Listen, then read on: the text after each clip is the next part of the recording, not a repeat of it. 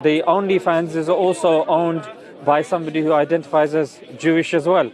So the point that I'm trying to say is a Muslim, it's against our faith to produce content like that, to consume content like that, to watch content like that. Even when it comes to gambling, alcohol and stuff like that, that is not stuff that we like to spread within society to contribute to its degradation.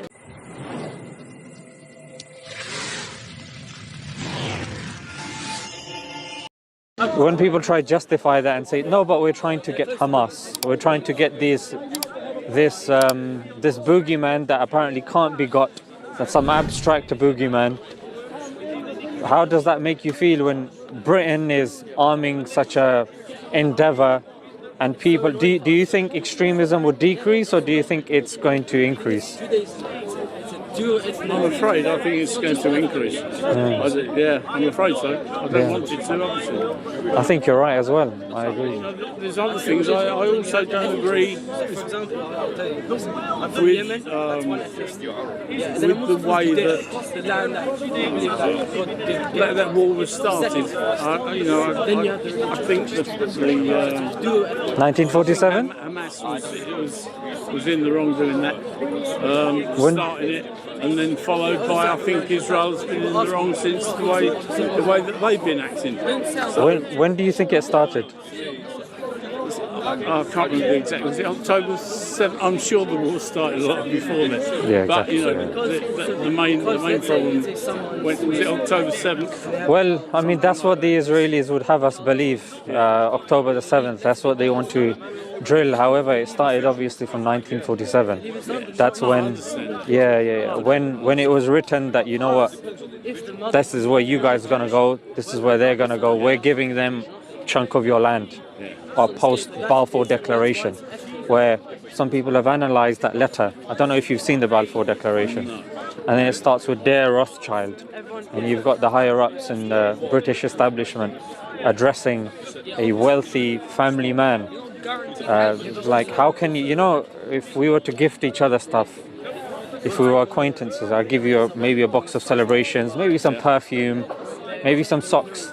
But here, Rothschild's been gifted a country. You're like, can you gift somebody a country when there's people living on there? And that's where it's really started. There was something called the Nakba, which was the forced expulsion of the Palestinians and the mass killing of Palestinians since then. I also have to say, I've been I don't mind moaning about my own government and the Americans for what they've been doing. But as I say, Hamas, as far as I was concerned, should not have gone in like they did on the 7th of October. And also, I'm concerned about the hostages. I'm not happy with the way that the hostages have been treated.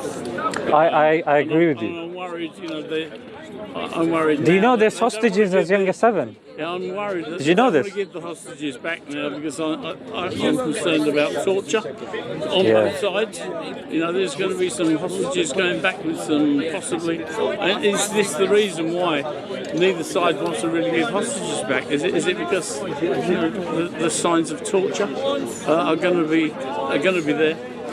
I mean, if we look at the evidence so far, because obviously we're taking whatever we see from the media and from the studies that are there at the moment, when we compare hostages coming out of both countries, when we see hostages coming out from Palestine, they seem to be fine and in good health. But when we see hostages coming out of Israel, we see them very scrawny, very thin, food, water deprived. I can't say that. I haven't seen it. And there's another that maybe you could search up. It's called the Sidi Timan camp, in which it was all over the news, the New York Post, CNN, BBC. There was actually video footage of Israelis sexually abusing prisoners. And the sort of stuff that they were taking rods and they were sticking it up the rectums of the Palestinian prisoners to such a degree it would rupture the internal organs. And when they took these people to the doctors, because then the prison guards were a bit frightened, they were a bit worried that what's going to happen. What then happened was the doctor was like, what the hell have you been doing to these people? And it was all over the media. And B'Tselem, who's an Israeli-based human rights organization, they wrote a report called Welcome to Hell. And in there they talk about 10,000 Palestinians that have been sexually abused, physically abused, mentally, emotionally abused. That's something recorded. That's something evidenced by the authorities there. It's just disgusting and shouldn't happen. But then you know what happened thereafter? Sorry, what's your name? I'm John. John, my name is Ishan. So John, you know what happened afterwards? This was the thing that really kind of made a lot of people question the mentality of the current society in Israel, which was these abusers that were standing trial were then brought onto TV shows and news shows, and they were actually being humanized, which of course is unheard of when it comes to criminals undergoing a trial. That's something you don't get involved in. On top of that, there was a clip, and you can search this up, of a rabbi putting his hand on his head going, "Well done, my son, well done. You are clearly attacking the enemy, and what you're doing is right, and we are with you." So the question is that we know abusing, raping is terrible, abhorrent, is bad. But when it's being celebrated on Israeli television, when it's being celebrated by the rabbis on, again, television, we're in the UK, how are we seeing this? We're seeing clips from their channels being broadcast and sent over here. This sort of stuff is indicative of a sick society. A society that has convinced itself that they have a God-given right to land. Because when it comes to this conversation, George Galloway says, I don't believe God is a realtor. Like, he doesn't deal with this is your land, this is your land, this is this, this is that. And especially if you're killing children, if you're killing innocent people, because over half, well, according to I think the BBC, it was 70% of the casualties in Gaza are women and children.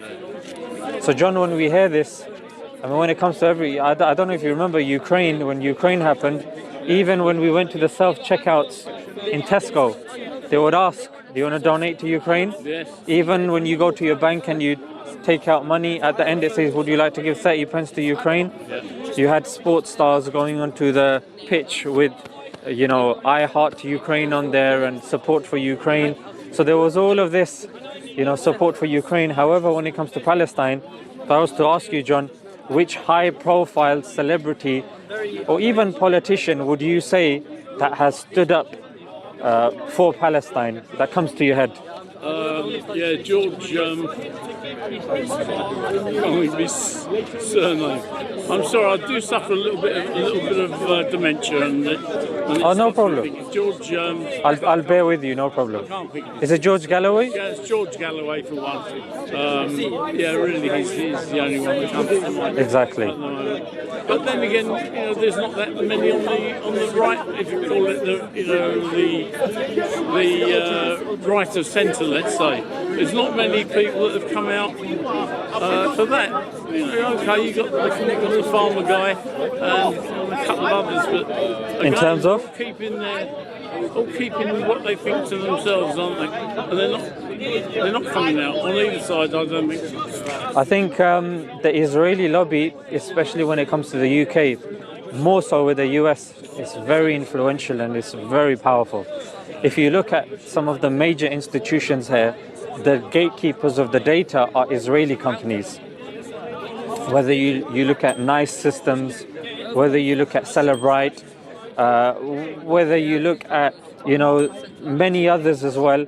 Yes. And looking after the Ministry of Defense data, police data. I mean, Nice Systems and Celebrite.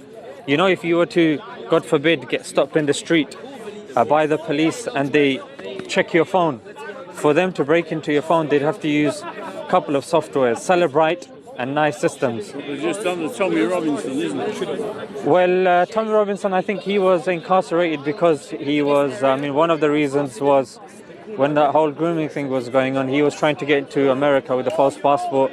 Another time, Which he shouldn't have done.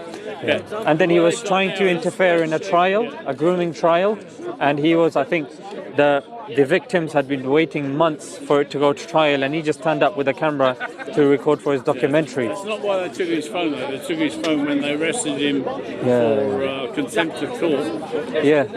That's when they insisted on taking his phone. Yeah. Because he wouldn't give them the phone. Yeah. They then arrested him, or they're going to arrest him on terrorism charges. Yeah. So, Which is ironic, yeah. Yeah. So he's no terrorist, is he? So they use Celebrite, and they use nice systems to even break into access Tommy Robinson's phone if he doesn't give the password. And it's ironic you brought up Tommy Robinson, because Tommy Robinson is, of course, heavily funded by, certain Israeli think tanks. By Israel. Yeah. So, and the EDL, the English Defence League, Yeah, initially. I'm not saying he's not, but I presume that the Palestinian side would be well funded as well. So, I mean, what do you think's wrong by Tommy Robinson getting funded by the Israelis or anybody else? I think it's wrong when you're trying to do a sleight of hand. So when you claim to be putting the British people first, standing up for the British people, then you should stick by your words, and you should be sticking up for the British people without letting foreign interference guide your direction in different ways. If with Palestinians, is there any proof that is obviously proof he's taking money, let's say, from the Israelis? Is there anything he's doing? Do you think there's something he's doing for them for that money, or I haven't seen anything that he's doing for the Israelis? So the EDL, you're familiar with the EDL, yeah? English Defence League. Yeah, if you go back 10 years, yes. Yeah, but what's interesting, because obviously he was a founder of that, well, one of the founders of that. Did you know what the initial name of the EDL was? No, I don't. It was English and Jewish Defence League. Okay. So that's how it started. Yeah. It was not particularly putting the interests of the Brits forward. Now, if you want to do that, like the Trump slogan, "Make America Great Again," it should be "Make America Great Again," not "Make America and Israel Great Again." Do you see? Yes. So if you've got certain people that come along and say, "Look, we are all for America and Israel," it's clear. It's clear what your mentality is. The ADL, of course, our lobby group. Should we be going back that far? I mean, lots of people make mistakes. He was a football hooligan maybe 15, 20 years ago, but I've done a lot of things when I'm 76 years old now. Yeah. So if you go back to my younger days, I've done a lot of things that I'm not proud of. Yeah. It doesn't make me a bad person now. And I think when you think of Tommy Robinson came out of the EDL, walked away from it because he didn't like where it was going, it was racist, which I believe is not. I've not heard anything come from Tommy Robinson that says he's racist. Nothing at all. But he probably was in those days. But that's 10 years ago. I don't think we can pull him to bits now for what he did 10 years ago. Yeah, there's a slight distinction what I'm saying. I'm saying when it comes to his goal, a lot of people think is putting Britain first. Yeah, but when you are affiliating with a foreign government, you're getting funding from the likes of Middle East Forum, Rebel Media, Ezra Levant, then we can see that obviously things are going to be a bit skewed. And there's a clip of Tommy Robinson, it's all over YouTube, in which he says that if there was a war tomorrow, I remember. I would be on the side of Israel. Yeah. Now, somebody saying that who claims to put Britain first, I think. Did he say that? Was that when he was doing that sort of the university and college talks? It was a while ago. But here's the difference. Let's take people in a similar kind of position as him.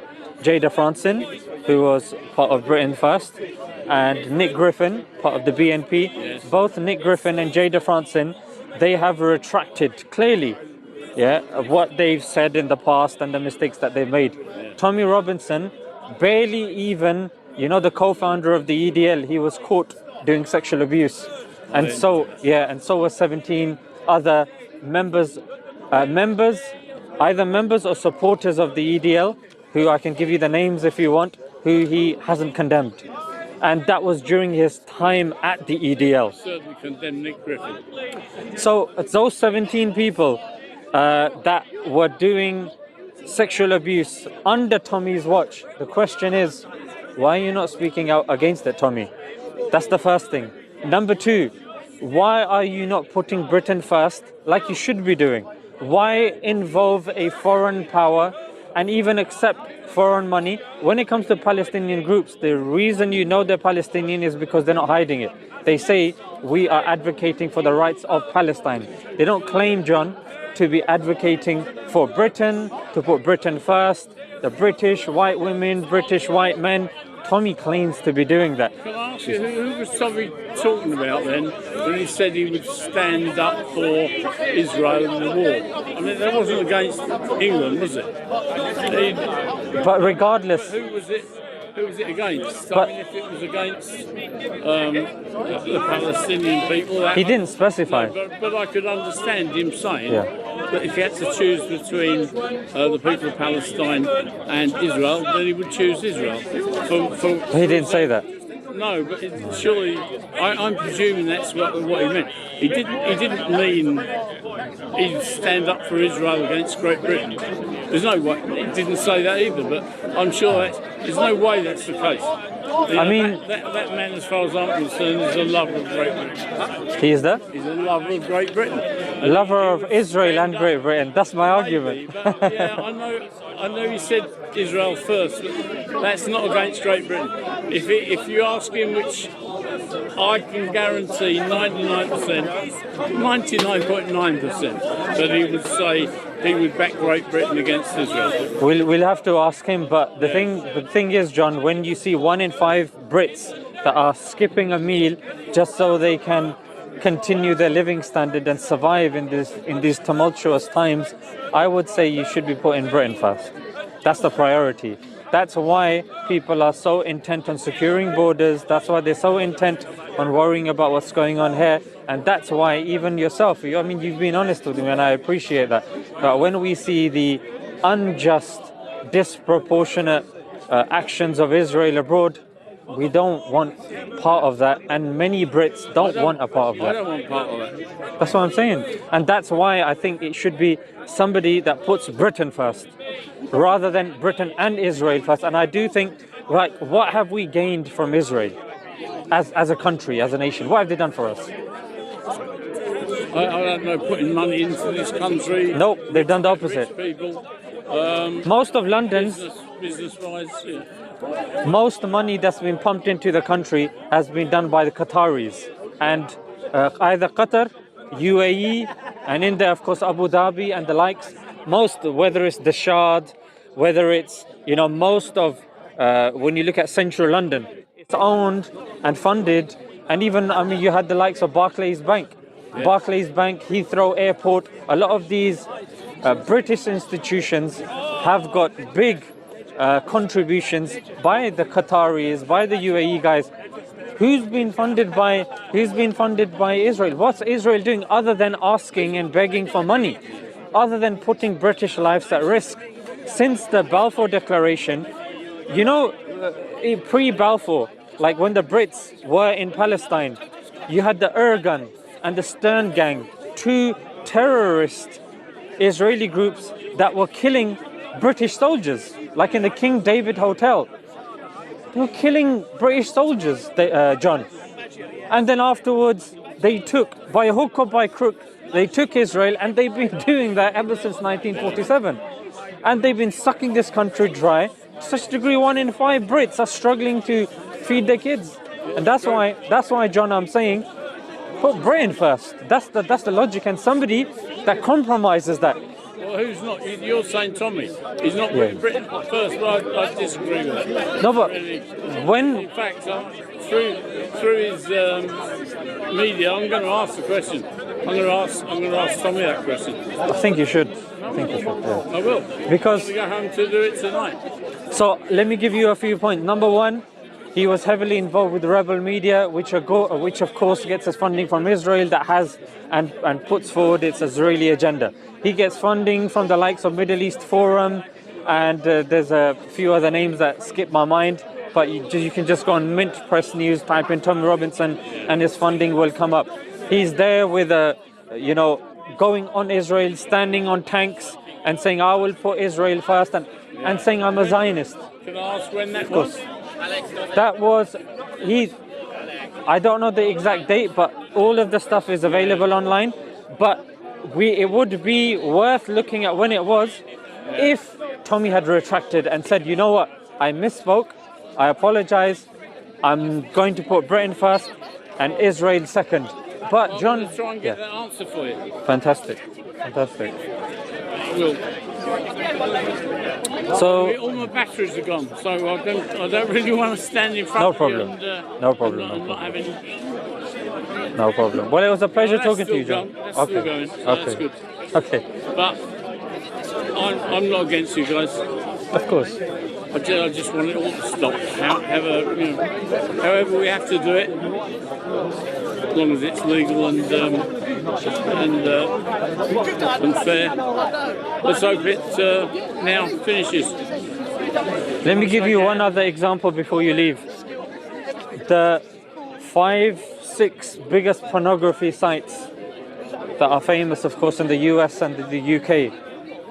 Guess who they're owned by? A Muslim, a Jew, a Hindu, a Sikh? Who do you think? I would not have a... Answer the question again. The pornography sites. Like Pornhub and the like. Legal ones. Legal ones. Legal ones. The biggest ones. Who are they co-owned? Who are they owned and run by? Would you say it's a Jewish rabbi? Do you think it's a Christian priest? Do you think it's a Muslim imam? Or do you think it's a Hindu pundit? From what I see, I would... And you have 0 lifelines. Yeah, I would add another one in there, and I would add in the Catholic Church. Yeah. Because they're, as far as I'm concerned, Who do you think? the biggest bunch of paedophiles. Yeah. Well, I'm going to say the Catholic Church. You're going to tell me it's wrong, and I'm guessing you're going to say it's the Jewish people. But, well, there's somebody, because you've got that recording, I've got that recording. Look how many cameras there are. So if I say something... I haven't noticed. Hi, guys. So the reason why that's helpful is if I say names or if I say dates and you want to go home and you want to check them, Yes. then you know I wasn't just flapping. You can double check it, and then you can continue the journey on from there. Yeah. The guy who you should search for is someone called Solomon Friedman. Solomon Friedman is somebody who co-runs Mind Geek, which is the umbrella term for like a bunch. There's like over 15 biggest pornography sites, and he is a trained rabbi. The person who owns OnlyFans, which is, I don't know if you're aware, it's the site that is contributing to the degradation of the West, where you have our mothers, our sisters, our daughters going on there and selling their nudes and putting inappropriate videos on there and trying to make a living from there. Question, are those sites illegal? They're legal. So No, but here's the thing. can't say too much, really, can we? I'm not. About- I'm leaving the conclusion to you, John. Yeah. I'm just telling you that this is on the back of you saying that, you know what, I don't have an issue with you guys, referring to the Muslims.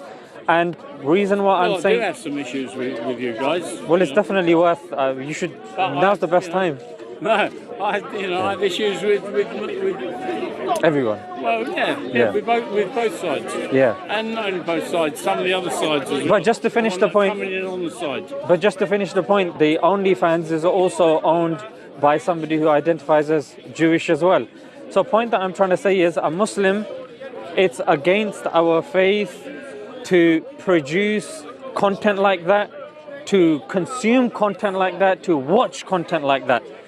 Even when it comes to gambling, alcohol and stuff like that, that is not stuff that we like to spread within society to contribute to its degradation. But now you're moving me on to the grooming gangs now, and to ask why does it seem to be okay for Muslims to be involved in grooming gangs and also for certain Muslims to be marrying children at 9 years old and having sex with them shortly after. Why is that?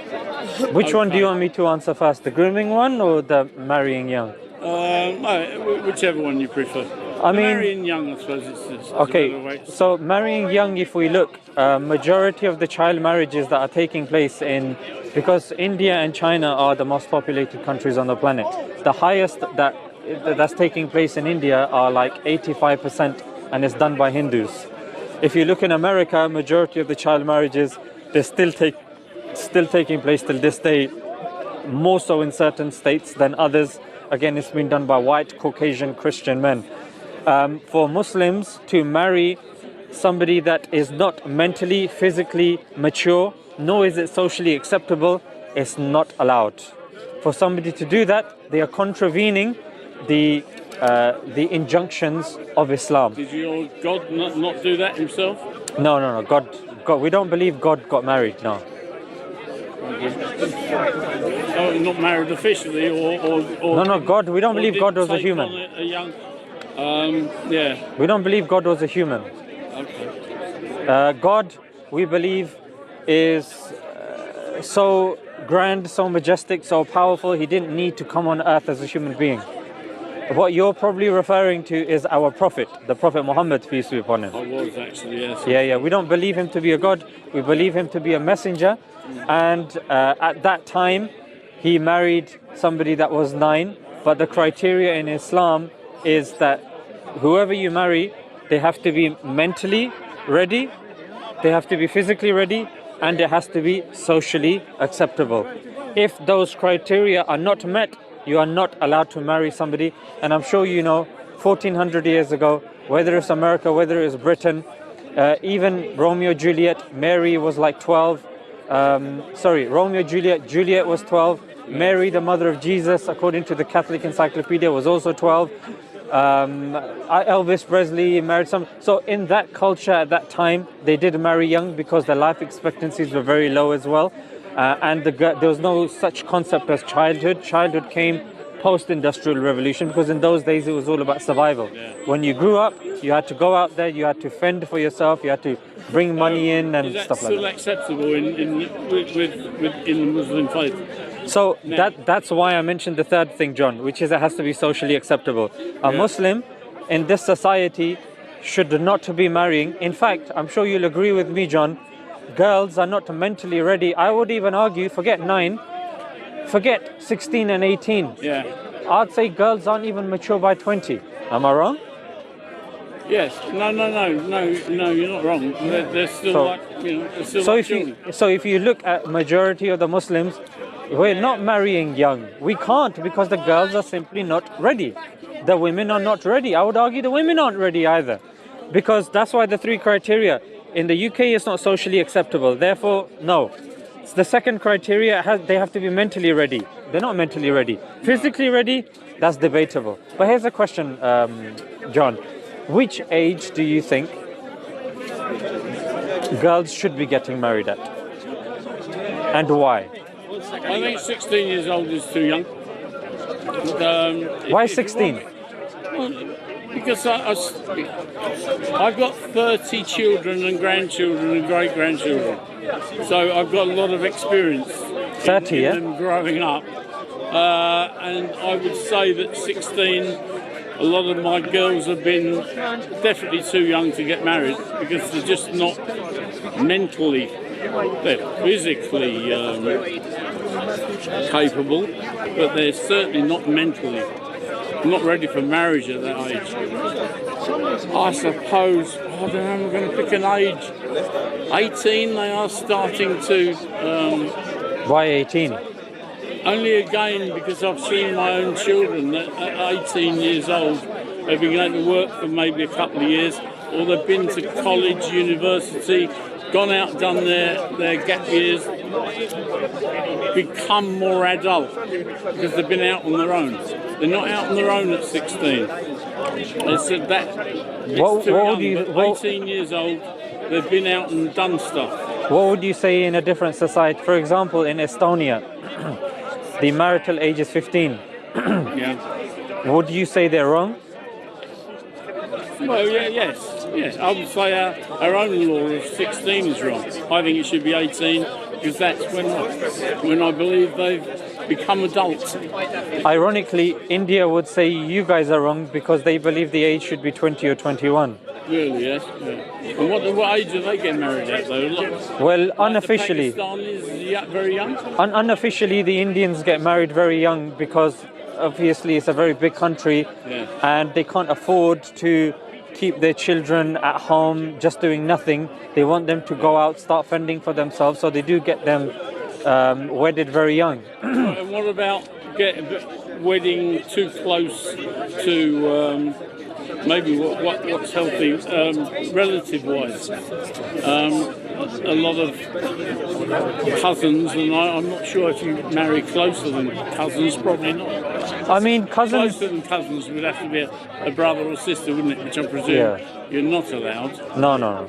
So first cousins you are. Yeah, so first cousins you are, I mean, we've seen it in the royal family. This is something that even the British establishment is not really unaware of, but first cousins only, it becomes an issue if you do it one after another.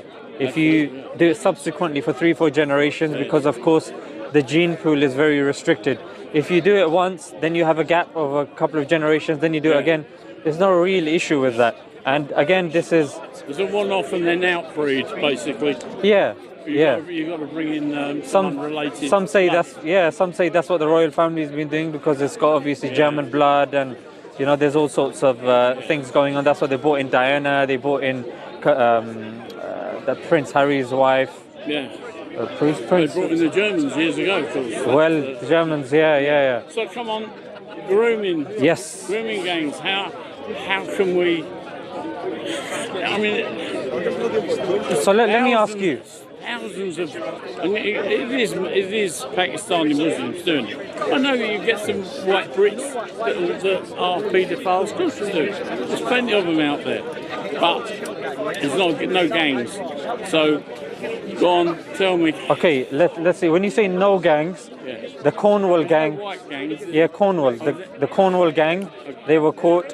The Glasgow 7, they were caught, and not only were they caught, they were caught sticking kids inside the microwaves. They were stuck filming, giving cameras to kids, filming the abuse of other kids, blackmailing them and abusing them whilst others were watching. It's stuff that I just don't want to get into. They're called the Glasgow 7. It was in Sky News. The Cornwall gang, absolute disgusting, abhorrent people. To such a degree, John, the Home Office actually looked into it. Yeah, the Home Office, this was a good few years ago when Sajid Javed was the foreign... When they did the national the inquiry. Investigation, where they sort of left out the grooming gangs on, was it 400-page document, and sort of Rotherham was mentioned once. Unbelievable. I think it was only, six towns in total mentioned. So you're referring to the J report? Yeah. So in the J report, what you're saying is typically said amongst certain right-wing people. This is something that they like peddling, so it's become like a false information thing. A thing that they don't mention, John, is there were actually two reports. One was the general report, and you're right, Rotherham or Rochdale was mentioned once. Yeah. However, there was a separate report that was dedicated to Rochdale or Rotherham, and which mentioned it copiously and a lot. And they tend not to mention that report, which goes together. Yeah, was that report... it was published together. Yeah. And it was mentioned a lot of times in there. Yes. And that's the report. Where they didn't have to, for instance, policemen. There were 6 policemen in Manchester under Burnham, but they did that report, and because it wasn't by law, I can't think what they call the reports when it has to be by law. They have to turn up. If they don't tell the truth, they're put in prison. What they did was those policemen just gave up their 6 jobs, went and pulled their pension, and just didn't go to the investigation. I mean, those reports, those investigations was just a waste of bloody time, and they didn't do them, did they? So the investigations take different pools of evidence into consideration. Indeed, the police officers and what they're bringing to the table does get taken into consideration. However, we're talking more about the victims and the perpetrators.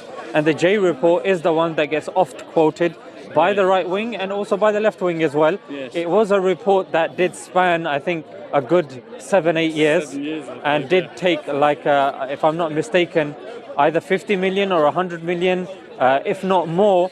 So there was a great deal of resources put into it. So the first thing, of course, Rochdale was mentioned in a separate dedicated report, which doesn't get mentioned. And another thing as well, there were 20 recommendations given by the writer of that report, which at that time the Conservative government conveniently did not take on board, did not follow, and ignored. These were 20 recommendations. They were all ignored. So what then happened was, later on, the Home Office did one that looked at a greater pool. It was more of a nationwide thing, and they concluded that 85% of group-based, because grooming is not a legal or a technical term, so it's something that's been propped up. It's more like a media term. It's called group-based child sexual exploitation, and that 85% plus are done by white individuals. That was the conclusion. So yes, indeed. There was some argument about that, though, Sorry? There was some argument about that the figures were twisted or changed to get the result that they wanted, because they didn't want it to be a racist thing, or they felt that if they put the exact numbers down, that it would have caused problems in the Pakistani community. Initially, people did think that, but it wasn't to do with the Home Office report. What that is, that's linked with Preeti Patel, and Preeti Patel peddled that because Sajid Javed was the Home Secretary. Preeti Patel was really trying to get the report out, and she was actually leveraging it for her political dominion, if you want to say, for her to make her seem better. The report was delayed. There was a petition put out, but eventually when it came out, because it didn't tick the boxes Preeti Patel wanted it to tick, Preeti Patel just put out a few statements saying, oh, I don't agree with it, oh, that's not accurate, it's got to be these Asians, it's got to be these guys. But she didn't back it up with anything. There was no evidence. She didn't then reopen the inquiry. She didn't do any of this sort of stuff. What was actually done was the Home Office came with that data, and it shut a lot of people up. And it's not the only one. The I think it's CSA or CSE 2023 and 2024 report. That's the latest one that we have. Yes. That also concluded that the majority are done by white people, and the police had their own, the NPCC, they've got that report. So there are 3 reports which all conclude that a majority of the perpetrators are indeed white.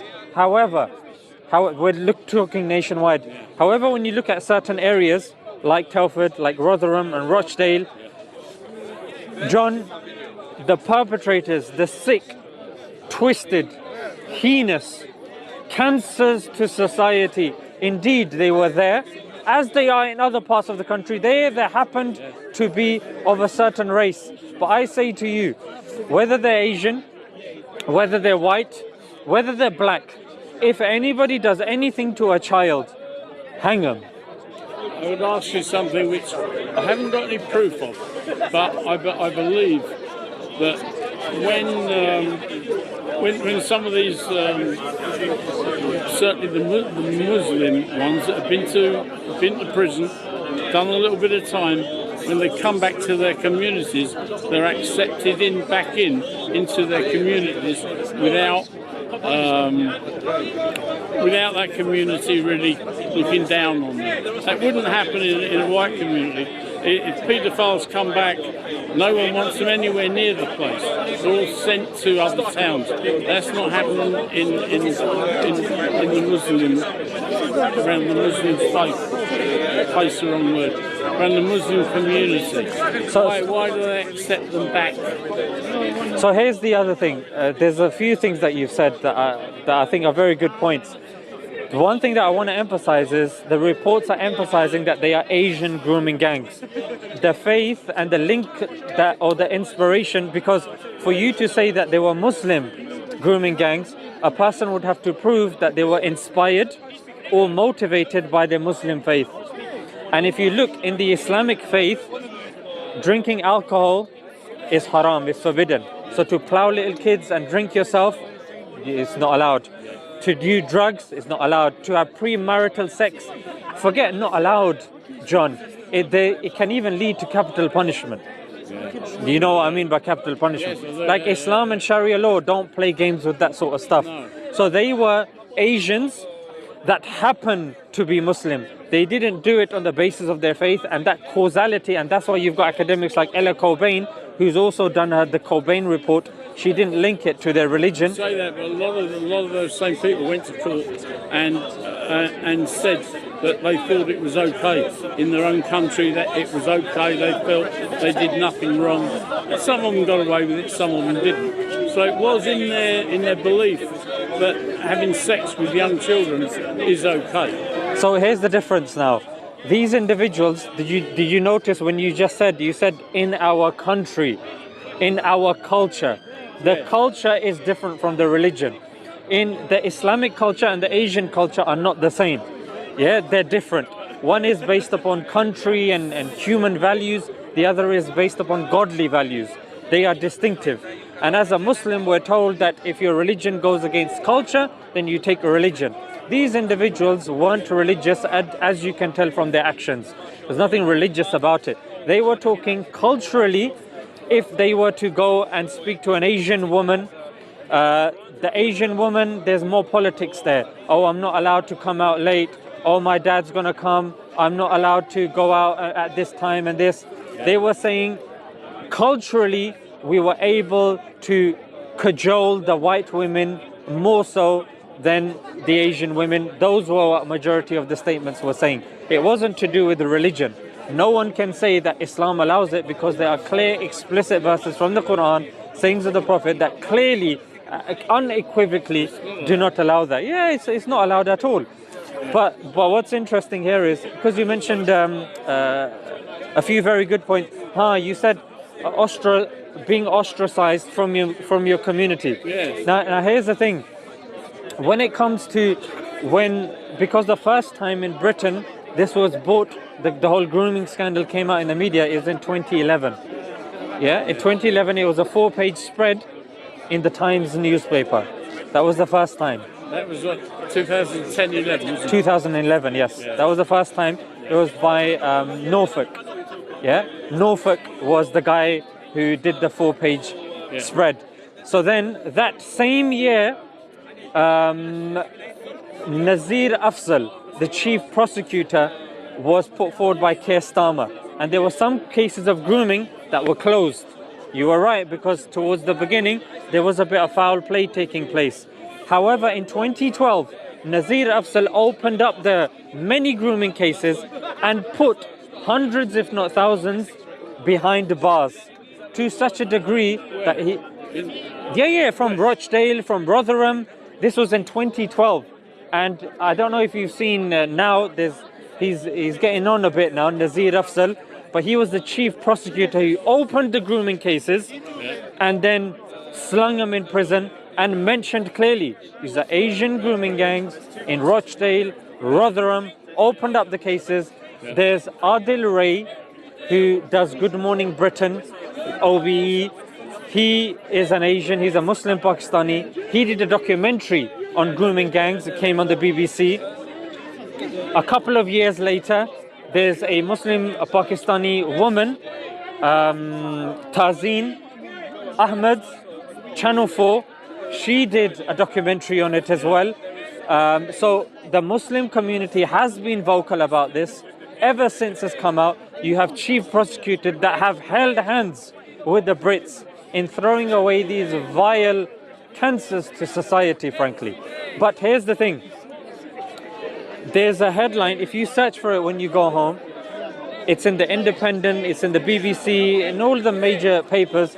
It was 500 imams of 500 mosques that were unanimously talking about grooming in their respective communities in unison.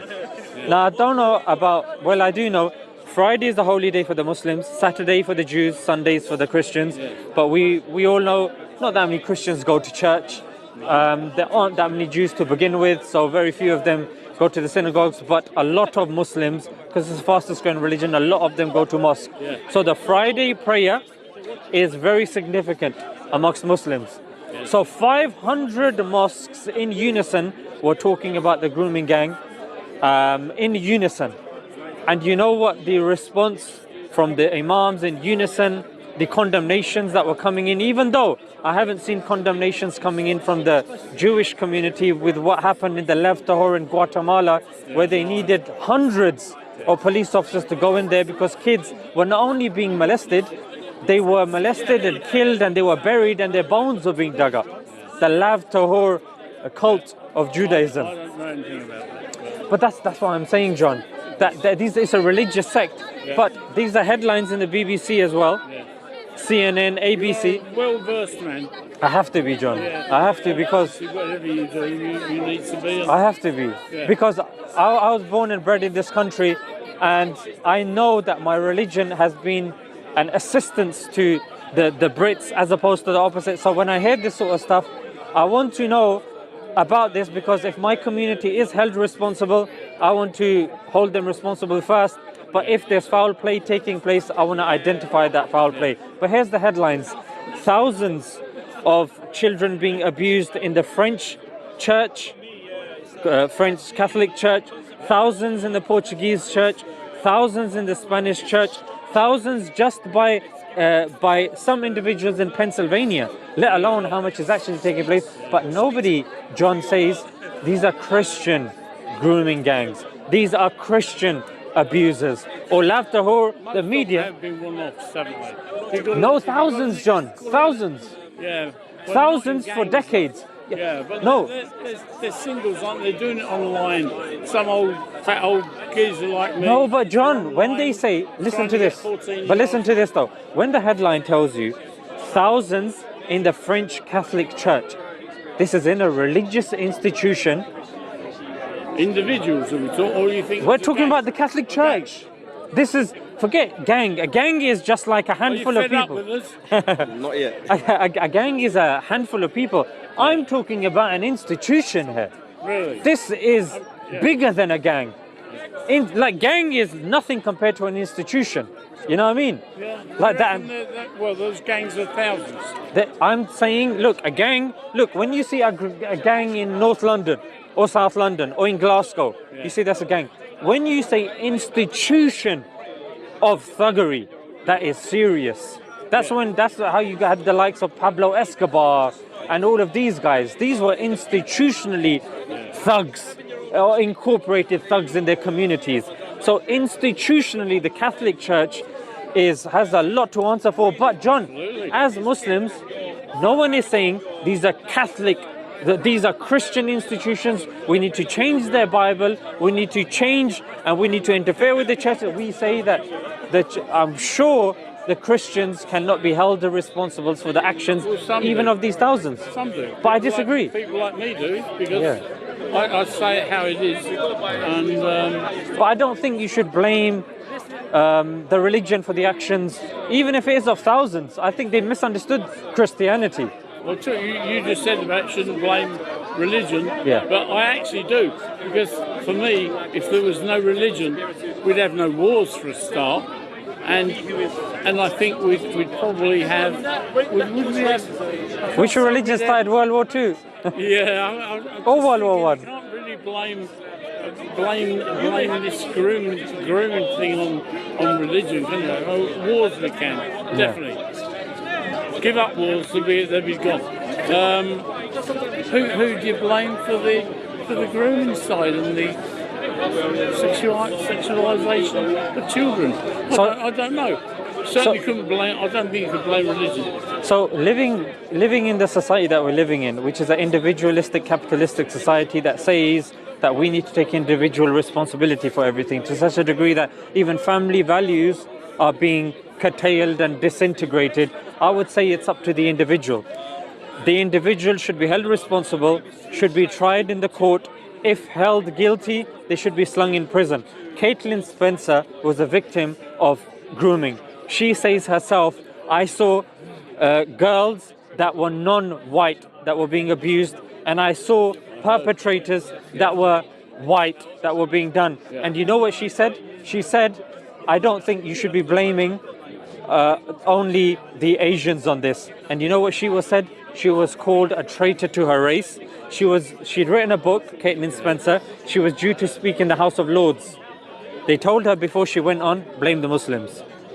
And then when she went on social media afterwards saying, I don't agree with this, the patriots or the right wing, they went on her like a tsunami and saying, you are a disgrace to your race. Throw your kids in the English Channel. They should be removed. You are a disgrace.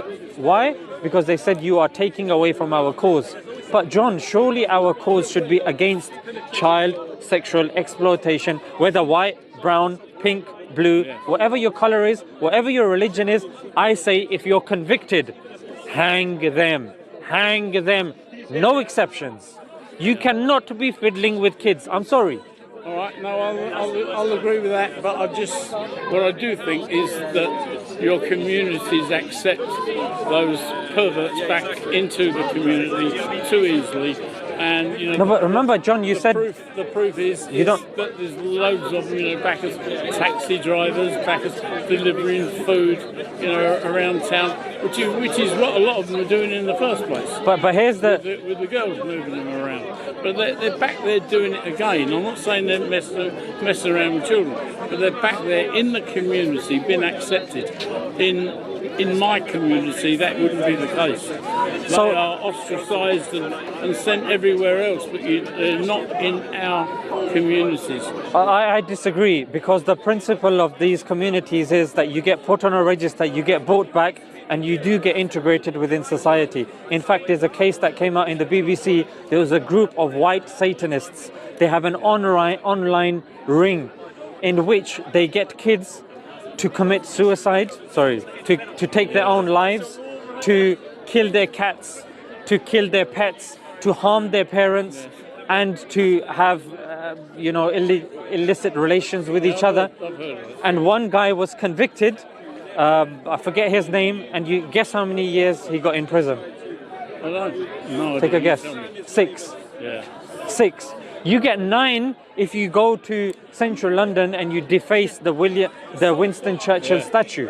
You get at least 9. 3 years if you call a police dog a rat. There you go.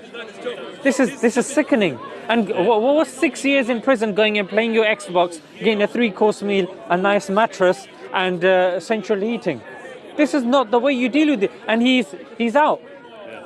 He's out. Like, how is this even possible? They come, they just get put on a register, that's it. Once you do your time, you're done. It's finished, it's game over. In our societies, you know what happens? No one's going to give their daughter to you.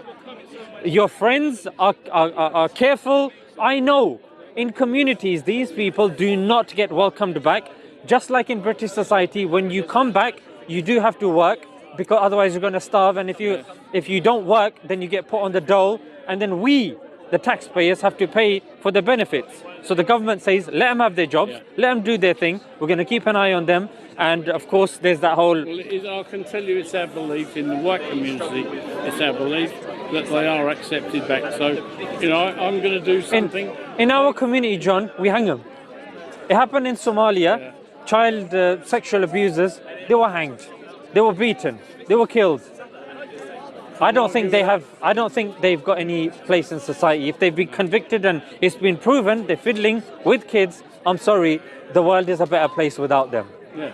And I think the British government needs to increase. I mean, I have a friend that works in the police, and he's saying he wants to be a prison guard now as well. And he's saying that the prisons are overrun overrun by criminals. Yeah, so the society that we have can't even deal with what's going on now. The prison system is not doing its job. No. The police, I saw in front of my house, somebody was breaking into a car. I called the police. Yeah, so what color pants is he wearing? I don't know, blue. How tall is he? I don't know. He's got good height, good genes. Can you come? No. We need more information here and this and that. The guy did his thing. He was long gone. He'd probably reached Mexico, and the police came thereafter and said, okay, what was the description? I said, I gave the description to Margaret. Well, I'm sorry, don't be rude, please. Can we get a description? This police, I mean, what's going on here, John? Like, we need to take these things seriously. Well, I'll give an example. Have you heard of auditing? Auditing, yeah. Auditing, well, that's what I do as well. Oh, I nice. do some auditing. Someone phones up and said there's a bloke outside my factory and he's taking photographs. He's got a camera, he's taking photographs. Yeah, Within 5-10 minutes, the police were there. exactly. My sister had a break-in, and while she was in the house, they were breaking in, phoned the police. It took them 3 weeks to get there. 3 weeks. Because when they phoned back and said, oh no, he's gone now. Yeah. There's no rush for the police to turn up. The burglar's gone. Because I'm standing out there with a camera. 3 police cars normally. Yeah, about 3 police cars. 5 or 6 coppers. Yeah. For a man with a camera. Even if you rob something from Tesco's, the cars will be there quicker than you can say hello. So that's the thing, John. I think we're both on the same page as this. Well, because we want the same thing. definitely, and that's why you saw 2011 the first time it was said in the British public. By 2012, the chief prosecutor Nazir Afzal, he was putting people away. You had a BBC documentary by Adil Ray. So a lot of these things were being covered in the media by British Muslims. There was one bunch of 40, was it 40 or 42, and I think they were 100% Muslim. I don't know which town they came from.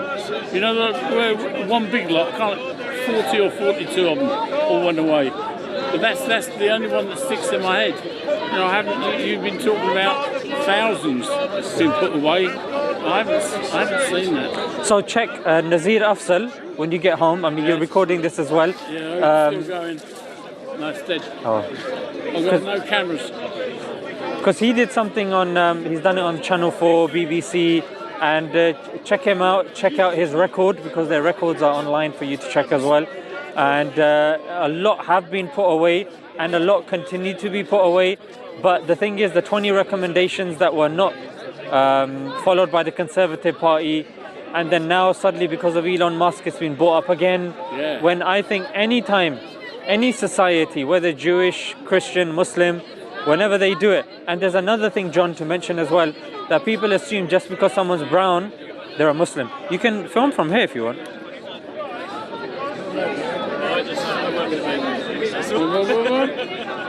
that going video? Yeah, I think you're doing selfie mode. Selfie mode. I'm not very good at this, am I? And then press record again. I think that's... Yeah, there you go, it's filming now. There's a timer. That means it's filming. You mind if I ask you a question? I think you're blocking. Yeah. If you're gonna have to hold it like that, because if you flip it the other way, you're gonna cover the camera. Yeah. So at least we're both recording. yeah. So and also with these mug shots, do you see? So with these mug shots that you'll see, there's a reason why the term Asian is used, because when you see the CSA report, there's Sikhs in there as well, there's Indians in there as well, the Bangladeshis there as well. The Asians anyway, because the Asians include the Filipinos, the Japanese. That is put in there. Well, that's in that criteria. Yeah. I know That's why they the say Asian. criteria, but they're not doing. You know, that most of Asia are not involved in child sex abuse, are they? So this is So in Glasgow, if you look, when it comes to the gangs, majority of the gangs, of course, are going to be white, because that's what it is. In Rotherham, Rochdale, a significant portion of the population there is a sizable population of Asians there. So of course, it's what Caitlin Spencer said. It's not what I'm saying. Caitlin Spencer said, I was in an area that was predominantly Asian, so majority Asians are going to do it. In London, of course, you're not going to see, there's a sizable population of Asians here. It's not happening over here. See sizable population. Yeah, so when people say, firstly, it's Asians, no, it's sickos that have justified it in any sick and twisted way that they have. Like, there'll be white people that'll justify it and say, hey, you only live once, or it is what it is, I'm going through what I'm going through, I should be able to do what I want. It's sick. About brown people, you're not brown, are you? Well, you're as white as I am. Well, where is it? Well, yeah, my heritage is Pakistani, so unfortunately, yeah, I'll in this, when it comes to the grooming, I'll get thrown in with them. When it gets to anything else, I get. So it's, but that's the thing, John, that I think there's more that unites us than divides us. And I'm glad that you asked these questions, and hopefully it will be of benefit to the viewers at home. I hope it was of benefit to you as well. And I hope whoever cuts it doesn't, puts in the bits that maybe are not comfortable, because the one thing I do hate is like mainstream media, when they put something out and they just cut out the important bits. As far as I'm concerned. Well, I think the way I do it, I mean that one, the big one there, that's my one. So that we put the whole thing up. Where do you? I mean, mine's on YouTube. Mine's on YouTube as well. So last week I spoke to another gentleman about grooming as well. People want to hear what people have to say about this, because normally social media puts you in an echo chamber. If you like certain videos, if you watch certain videos, the algorithm gives you more of those videos because they want you to remain on their platform more often and for a greater duration of time. So Speaker's Corner, I think, is good for us to get out of our echo chamber, put those uncomfortable questions like you've said forward, and see what the other person's saying, if it's logical, if it makes sense, if the person is bringing evidence forth, then we accept their claim, no matter how uncomfortable it may be. If they aren't bringing evidence, if they're umming and erring, and if they, if they're not hitting the mark, then they should be grilled, to be honest. Because, I mean, our kids, they are kids, for God's sake, and they should feel safe, no matter what the situation, no matter how people want to justify their lifestyle. Because another question, another point that gets brought forward is these are very economically deprived areas. So you have people that, but rather than talking about that, people want to hijack the issue and make it about certain race and a certain religion. However, even the J report, the woman that wrote the J report, she said, I also, in her recommendations and in her kind of thing, and Ella Cobain has said this, Caitlin Spencer said it, to relegate the abuser and the person being abused to a certain race or religion is dangerous. Reason being, there are people being abused of various faiths, various skin colors. There are people doing the abusing of various faiths, various skin colors. And when you relegate it to certain skin color, certain faiths, what you're doing is you're taking away from those victims and those perpetrators that are doing it, that are now given a freedom pass to just go past. Because some of the girls, they weren't all white. So you have to think to yourself, well, why would they go for, I can't call them brown face girls. Reason being, all I can think of is that those girls were acting like white girls, maybe. So, they weren't covering up, maybe skirts too short. Thing is, John, you can say that, I can't say that. No, if I say it, I'll be seen as someone justifying it. Well, no, I'm certainly not justifying it. I know you're not, But I'm trying to think of why would they be going for their own, if you like, and that's the only reason. It's because they're sick and twisted. They're sick and twisted, John. Because they are anyway. And you see the amount of cameras here, I don't care. If someone's done that, they've been convicted. I'm sorry, that's sick. You have to sort yourself out. Frankly, if you were in a country that was much and had greater punishments, I would be all for that. This is how can someone do something like that? And if someone does, how can they be allowed to roam the streets? Hang them, or better still, chop their nuts and chop their parts off. Yeah. That's got to be worse than being hung. Isn't it? Chop them off, stick them in a pickle jar, and give them, and tell them to take it home and show it to their family. Yeah. It is what it is. I think we're nearly done, you know. I don't think we've got much else to say. And I don't think we've disagreed with too much. So John, like I said, I mean, I think it was definitely enlightening. It's good to deal with these uncomfortable questions. If you do ever have any more questions, I'm normally at Speaker's Corner. Yeah, and I'll be here again. yeah, fantastic. I've enjoyed myself today. Thank you. Take it easy, John. And you, tell me your name again. Zishan. Did I tell you I've got dementia? So You did, a yeah. lot of it, I can't. I'll give you my surname. My surname is Ali. That's easier to remember. Ali. Yeah. Okay, I'm going to go and put some batteries back in all my cameras now. Yeah. Problem is that I've been standing too long and my feet are rooted to the ground. There's that. I've seen certain people have that chair that it looks like a stick, but then when you put it down, it doubles down into a chair. Oh, I know what you mean. Yes. Yeah, I've seen those. Maybe that might help. It might. I'm going to walk off very slowly, otherwise I'm going to fall over. Take it easy, John. Nice to meet you guys, and thank you very much, photographers. Take it easy. Don't edit it too much. Yeah. They're good when it comes to this stuff. They put the whole thing up. Good, thank you. Thanks.